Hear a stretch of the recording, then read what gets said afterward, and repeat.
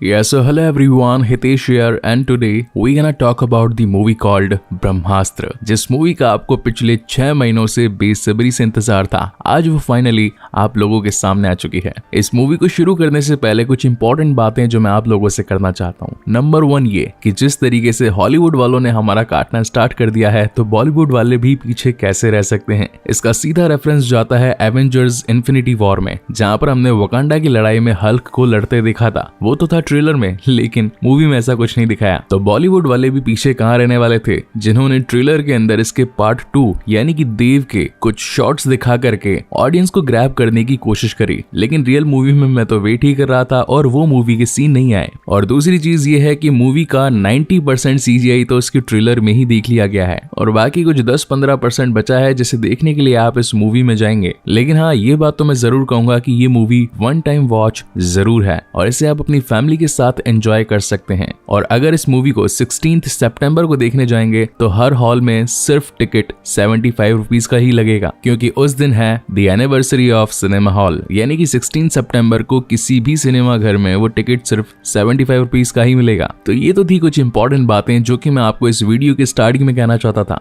Now coming back to the main story, जिसकी शुरुआत में अमिताभ बच्चन की नरेटिंग वॉइस में हमें ये पता चलता है कि आज से सदियों पहले भगवान को खुश करने के लिए कुछ ऋषि मुनियों ने बहुत सारा जाप किया, उन्हें याद किया, जिसकी वजह से भगवान शिव ने आकर उन सभी को वरदान दिए। उन वरदान में कुछ अस्त्र थे, किसी को वानर अस्त्र मिला, किसी को नंदी अस्त्र मिला, किसी को जल अस्त्र तो किसी को अग्नि अस्त्र। और अब इस पूरे ग्रुप को नाम दिया गया ब्रह्मांश, ब्रह्म का अंश यानी कि ब्रह्मांश। सदियों दर सदियां ये ग्रुप आगे बढ़ता गया और ये अस्त्र भी आगे आने वाली पीढ़ी को ट्रांसफर होते गए। मगर उन अस्त्रों में एक अस्त्र ऐसा था जो कि था ब्रह्मास्त्र, देवों का देव अस्त्र। इसमें इतनी ताकत थी कि इसकी ताकत को कोई भी काबू नहीं कर पा रहा था। इसलिए सभी ऋषि मुनियों ने अपनी पावर्स को इकट्ठा करके इस अस्त्र को एक छोटे से गोल पत्थर में डाल दिया। लेकिन इस पत्थर को पाने के लिए उनके ही ग्रुप में से एक विभीषण पैदा हो गया। अब ये कहानी मैं आपको आगे कंटिन्यू करूंगा। यहाँ से कहानी आती है प्रेजेंट टाइम में, जहाँ पर हम एक साइंटिस्ट को देख पाते हैं जिनका रोल प्ले किया है none other than Shahrukh Khan ने। इस मूवी में इस कैरेक्टर का नाम है मोहन। हम व्यूअर्स को यहाँ पर यह पता चलता है कि ब्रह्मास्त्र की शक्ति को काबू करने के लिए जिस पत्थर में उसे डाल दिया गया था, अब उस पत्थर को कोई हासिल ना कर ले, इसलिए उसे 3 भागों में डिवाइड कर दिया गया। और उन्हीं टुकड़ों में से एक टुकड़ा मोहन के पास भी था, लेकिन उसे लेने के लिए कुछ गुंडे वहां पर पहुंच जाते हैं जिनका नाम होता है जोर और रफ्तार। मोहन उस ब्रह्मास्त्र के पहले टुकड़े को छिपाने के लिए अपने खून का इस्तेमाल करता है। हमेशा उस्ताद के खून से ही ब्रह्मास्त्र का टुकड़ा अपने असली रूप में आ पाता था। तो यहाँ पर मोहन उसे एक दूरबीन में बदल देता है। अभी शिकारी उसे ढूंढने में अपना काफी वक्त लगा देते हैं, मगर वो इन्हें नहीं मिलता। और एट द एंड बारी आती है मोहन को टॉर्चर कर उससे सच उगलवाने की। लेकिन मोहन के पास था वानर अस्त्र, जो कि हर बार उछल कूद करके अपनी जान को बचा सकता था। और वहीं से कूद के मोहन अपनी जान को बचा करके निकल जाता है। और जब थोड़ी देर बाद में वापस आता है, उसे ये लगता है कि शायद अब सब कुछ शांत हो चुका होगा, लेकिन यही उसकी सबसे बड़ी गलती थी, क्योंकि इस वक्त पहुंच चुकी थी उन दोनों शिकारियों की बॉस जुनून, जिसके पास में अग्नि अस्त्र की ताकत थी। वो उसे अपनी शक्तियों से अनकॉन्शियस कर देती है और सब कुछ सच पूछने लगती है कि आखिर बाकी के 2 टुकड़े कहां पर है, जिनमें से दूसरा टुकड़ा बताया जाता है कि काशी में अनीश शेट्टी के पास है और तीसरा टुकड़ा हिमाचल में गुरु के पास है। अभी गुरु कौन है जुनून उससे ये पता लगा पाती, लेकिन इससे पहले ही मोहन अपने कॉन्शियस माइंड में आ जाता है और अपनी जान दे देता है ताकि ये राज भी उसके साथ हमेशा के लिए दफन हो जाए। जिसके बाद कहानी आती है इस मूवी के लीड कैरेक्टर शिवा पर, जो कि पेशे से एक डीजे होता है। और आज दशहरे का दिन था जहां पर उसने अपने म्यूजिक से सभी को नाचने पर मजबूर कर दिया। और वहीं पर शिवा की नजर उसकी हीरोइन आलिया भट्ट यानी कि ईशा पर जाती है। पहली नजर में ही इन दोनों को प्यार हो जाता है और शिवा से ढूंढने के लिए गली गली फिरता रहता है। साथ ही कहानी में ये ट्विस्ट भी था कि शिवा को जो भी इंसिडेंट्स मोहन के साथ हुए वो सब कुछ लाइव टेलीकास्ट दिख रहे थे, क्योंकि मोहन ने मरने से पहले ये कहा था कि जिस शक्ति को तुम लोग चुराने आए हो तो शक्ति को बचाने वाला भी पैदा होगा, और वो इस दुनिया में आ चुका है, यानी कि इनडायरेक्टली वो था शिवा। इसी तरीके से कुछ दिन निकल जाते हैं और एक बार माँ दुर्गा की पूजा होने वाली होती है। और जब शिवा वहां पहुंचता है तो उसकी मुलाकात ईशा से होती है और इन दोनों की फ्रेंडशिप और ज्यादा गहरी हो जाती है। इसी दौरान शिवा अपना पास्ट भी बताता है कि बचपन में ही मेरे माता पिता गुजर गए। जब मैं 1 साल का था तब इस घर में आग लगी थी और मेरी माँ उसी में चल बसी, लेकिन जाने से पहले वो मेरे लिए एक गिफ्ट छोड़ गई, जो कि था एक शंख। इन दोनों की ही बातें चली रही थी और तभी शिवा को विजन विजन्स आने लगते हैं कि किस तरीके से जुनून ने मोहन को टॉर्चर किया और मोहन ने अपनी जान कुर्बान कर दी। और अब जुनून का दूसरा निशाना था अनीश शेट्टी, जो कि इस वक्त काशी में है। अनीश की जान बचाने के लिए शिवा तैयार हो जाता है, लेकिन तभी उसे ईशा कहती है कि वो भी उसके साथ चलेगी, जिसके बाद ये दोनों ही अपनी जर्नी काशी के लिए स्टार्ट कर देते हैं। और यहाँ पर इस मूवी का one of the best song भी आता है, केसरिया तेरा इश्क है पिया। मुझे तो ये सॉन्ग काफी ज्यादा पसंद आया। आप में से कितने लोगों को पसंद आया मुझे कमेंट सेक्शन में जरूर बताइएगा। Coming back to the main story, इस वक्त अनीश शेट्टी जो कि एक आर्टिस्ट होता है, जहाँ एक तरफ ईशा और शिवा उसे बचाने के लिए पहुंचे थे, वहीं जुनून और उसके दो शिकारी रफ्तार और जोर उसे मारने के लिए पहुंचे थे। लेकिन वक्त रहते शिवा अनीश को ये बता देता है कि आपके पीछे कुछ गुंडे पड़े हैं जो कि आपसे ब्रह्मास्त्र का एक टुकड़ा पाना चाहते हैं, इसलिए आप हमारे साथ चलिए, हम आपको सेफली पहुंचा देंगे इन लोगों की पहुंच से दूर। इसी बीच हम व्यूअर्स को ये पता चलता है कि जब उन शिकारियों ने मोहन को मारा तो उससे उसका वानर अस्त्र भी ले लिया था। और जैसा कि मैंने इस मूवी की स्टार्टिंग में ही कहा था कि बॉलीवुड अब हॉलीवुड को काफी तरीके से कॉपी करने लगी है, या फिर कहूं तो उनसे इंस्पायर होकर कुछ नया ट्राई करने की कोशिश करने लगी है। तो यहाँ पर CGI का तड़का हम व्यूअर्स को देखने के लिए मिलता है, जहाँ पर अनीश शेट्टी जिनके पास में नंदी अस्त्र था, वो अपनी पावर का इस्तेमाल करके जमीन में जोरदार मुक्का मार के वहां से निकल जाते हैं। और अब क्योंकि इनकी जान खतरे में थी और साथ ही वो शिकारी तीसरे टुकड़े की तलाश में थे, तो ये सभी काशी से हिमाचल जाने लगते हैं कार से। मगर तभी इन्हें पता चलता है कि जुनून और उसकी टीम इनके पीछे एक ट्रक से आ रही है। इसीलिए अनीश अपने खून का इस्तेमाल करके उस ब्रह्मास्त्र के टुकड़े को शिवा को दे देता है और कहता है कि यहाँ पर इसे संभालने की जिम्मेदारी अब तुम्हारी है, उन्हें रोकने के लिए अब मैं आगे आता हूँ। तुम दोनों जितना जल्दी हो सके गुरु के पास पहुंचो और याद रखना ये टुकड़ा उनके पास कभी नहीं लगना चाहिए। जिसके बाद आता है इस मूवी का एक और one of the best CGI scene, जहां पर हमारे अनीश शेट्टी जी नंदी अस्त्र की ताकत से उनके ट्रक को एक जोरदार टक्कर दे देते हैं और उनका ट्रक खाई में गिर पड़ता है। लेकिन उससे पहले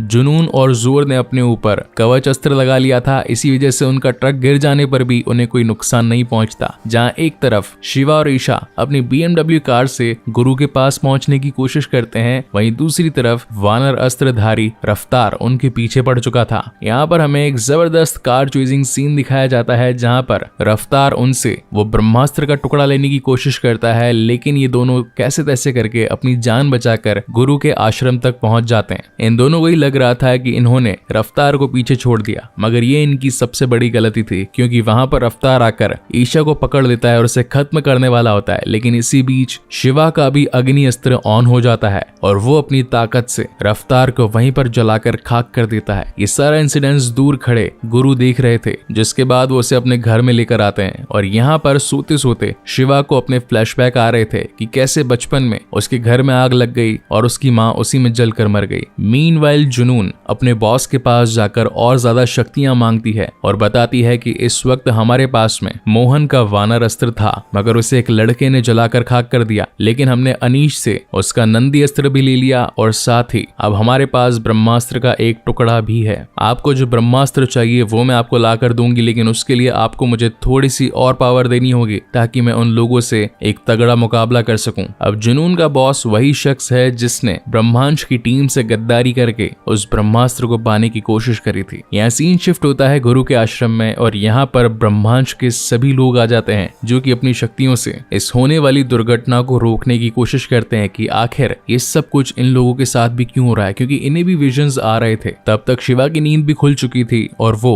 ईशा को देखकर उसके गले लग जाता है, क्योंकि एक दिन पहले उसने जिस आग का इस्तेमाल करके रफ्तार को झुलसा दिया था उसे लग रहा था कि ईशा भी कहीं उसमें जख्मी ना हो गई हो। तभी वहां पर 5 और स्ट्रेंजर्स आ जाते हैं और ये सभी एक बोट में आकर बैठ जाते हैं, क्योंकि इस आश्रम में नेटवर्क सिर्फ इस बोट पर ही आता था। जब शिवा घर के अंदर जाता है तो गुरु यानी कि अमिताभ बच्चन शिवा को बताते हैं कि अब तुमने अनजाने में एक ऐसी लड़ाई शुरू कर दी है जो कि इस पूरी दुनिया का रुख पलट सकती है। आज से सदियों पहले ऋषि मुनियों ने भगवान का जाप करके उनसे कुछ अस्त्र लिए, मगर उन अस्त्रों में से एक अस्त्र जो कि बहुत ही बड़ा और सबसे ज्यादा ताकतवर था यानी कि ब्रह्मास्त्र, उसकी ताकत को कोई काबू नहीं कर पा रहा था। इसीलिए हम सभी ऋषि मुनियों ने उस ताकत को शांत करने के लिए एक पत्थर में डाल दिया, मगर उस पत्थर को पाने के लिए हम ही में से एक ऋषि जिसका नाम था देव, वो उसे पाने के लिए अपनी जान तक कुर्बान कर सकता था। अब उसे वो अस्त्र कहीं मिल ना जाए, इसीलिए उस अस्त्र को 3 भागों में डिवाइड करके देव को खत्म कर दिया गया ताकि ब्रह्मास्त्र का उपयोग न हो पाए, क्योंकि अगर ऐसा हुआ तो ये पूरी दुनिया खत्म हो जाएगी। जिस पर शिवा कहता है कि ये लड़ाई आप लोगों की है, आप लोगों के पास में पावर्स हैं और आप लोग ही इसे कंट्रोल कर सकते हैं। मेरे पास में कोई ताकत नहीं है और ना ही मैं आपकी इस लड़ाई में आना चाहता हूँ, इसलिए मुझे यहाँ से जाने दीजिए। लेकिन गुरु का कहना था कि क्या तुम्हें वो विजन्स नहीं आते? क्या तुम्हें हर किसी की मौत होने पर उसका लाइव टेलीकास्ट नहीं दिखता? क्या तुम्हें अपनी बचपन की यादें नहीं सताती कि आखिर क्यों आंख से जलकर तुम्हारा परिवार खत्म हो गया? अगर इन सब बातों की सच्चाई जानना चाहते हो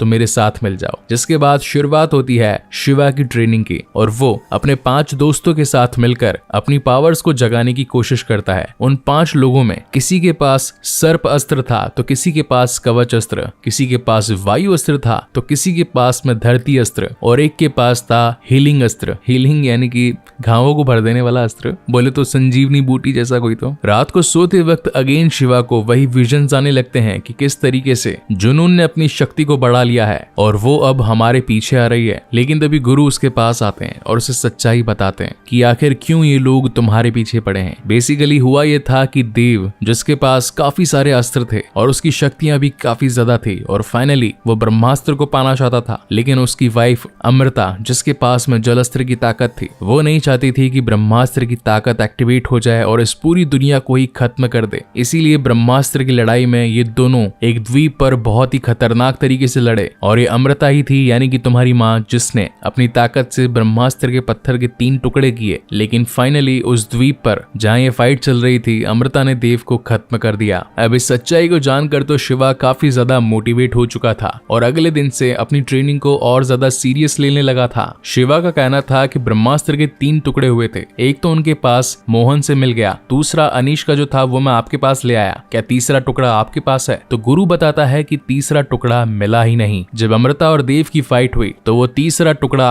अमृता ने अपने पास ही रख लिया था और शायद ये टुकड़ा उसी के साथ ही चल बसा। मीनवाइल हम जुनून को देख पाते हैं जो कि उस गांव के काफी सारे लोगों को अग्नि अस्त्र की ताकत देकर गुरु को ढूंढने के पीछे लगा देती है। लेकिन जब उन लोगों में से एक शख्स के पास में से शिवा उसका अस्त्र पहनता है तो वह सीधा देव से कनेक्ट हो जाता है और उसे पता चलता है कि देव और कोई नहीं बल्कि उसके पिता ही थे। उनके पास में थी अग्नि अस्त्र की ताकत और यही वजह है कि शिवा आग से कभी जल नहीं पाता और आग को काबू कर लेता है। लेकिन यहाँ पर कहानी में ट्विस्ट ये था कि जब शिवा उस अग्नि अस्त्र की ताकत से देव से कनेक्ट हुआ था तो देव ने जो ताकतें जुनून को दी थी, उन्हीं ताकतों की वजह से जुनून को शिवा और साथ ही गुरु की लोकेशन का पता चल गया था। जिसके बाद रात को होती है एक जोरदार CGI वाली फाइट जहाँ पर जुनून अपनी पूरी टीम के साथ पहुंच चुकी होती है गुरु के आश्रम में। अब यहाँ पर गुरु और उसकी टीम, वहीं पर जुनून और उसकी टीम, इनके बीच में एक घमासान युद्ध होता है। हर कोई अपनी पावर्स को दिखाकर जुनून को हराने की कोशिश कर रहा था। उनकी चलती लड़ाई में ईशा भी पहुंच गई थी। अब ईशा को कहीं कुछ हो ना जाए, इसी वजह से शिवा उसके इर्द गिर्द एक अग्नि चक्र बना देता है। लेकिन तभी कहानी में एक और ट्विस्ट आता है। मौनी अपनी जल अस्त्र की ताकत से बारिश कर देती है और शिवा ने जो अग्नि चक्र बनाया था उसे ध्वस्त कर देती है। अब मुझे तो कहीं ना कहीं ये लग रहा है कि शिवा की बहन ही होगी ये, मतलब नेक्स्ट पार्ट में हो सकता है कि दिखाया जाए, क्योंकि इसके पास अग्नि की भी ताकत है और जल की भी ताकत है। वेल, ये तो था एक सेकंड पार्ट से spoiler. Coming back to the main story, Brahmastra के जिस तीसरे टुकड़े की बात चल रही थी वो बेसिकली वो शंख ही था जो कि शिवा के घर में उसकी मां ने उसकी आखिरी निशानी के लिए छोड़ दिया था और शिवा के खून की बूंद से वो अपने असली रूप में आ जाता है। ये 5 पांडव जुनून को रोकने के लिए काफी कोशिश करते हैं, लेकिन अब जुनून के पास में ब्रह्मास्त्र के 3 टुकड़े आ चुके थे, जिसे जोड़ने के बाद ब्रह्मास्त्र एक्टिवेट हो जाता है और इस पूरी दुनिया का धीरे धीरे विनाश होने लगता है। पूरी धरती फटने लगती है, आसमान पीला हो जाता है और एक अनोखी शक्ति इनके सामने आ चुकी थी। मगर कहानी में दिखाई गई है प्यार की शक्ति, जो कि सारी शक्तियों से सबसे बड़ी होती है और अपने ईशा को कुछ हो ना जाए इसी वजह से शिवा उस ब्रह्मास्त्र की ताकत के बीच में आ जाता है और धीरे धीरे उस ब्रह्मास्त्र की ताकत को ही कंट्रोल करने लगता है और फाइनली ब्रह्मास्त्रधारी हो जाता है। यानी कि जब पहले उससे अपनी ताकत का इस्तेमाल करने के लिए एक लाइटर की आग की जरूरत पड़ती थी, अब वो ताकत उसके अंदर से ही जनरेट हो रही थी और अब सब कुछ शांत हो जाता है और इसी के साथ ये मूवी यहीं पर खत्म होती है। इस मूवी के पोस्ट क्रेडिट सीन में हमें ये पता चलता है कि जब ब्रह्मास्त्र की ताकत एक्टिवेट हुई तो देव, जो उस द्वीप पर काफी टाइम से एक पत्थर की मूर्त में कैद था, वो भी आजाद हो चुका था। और इसी तगड़े सस्पेंस के साथ ब्रह्मास्त्र का शिवा द पार्ट 1 यहीं पर खत्म होता है। सो गाइज, आपको ये वीडियो कैसा लगा प्लीज मुझे लाइक और कमेंट करके जरूर बताइएगा और अगर पहली बार इस चैनल पर आए हैं तो इसे सब्सक्राइब जरूर कीजिएगा, क्योंकि इसके बाद में एक और बेहतरीन मूवीज आप लोगों के लिए लाने वाला हूँ। सो तब तक के लिए keep watching and stay safe. मिलते हैं अगले वीडियो में।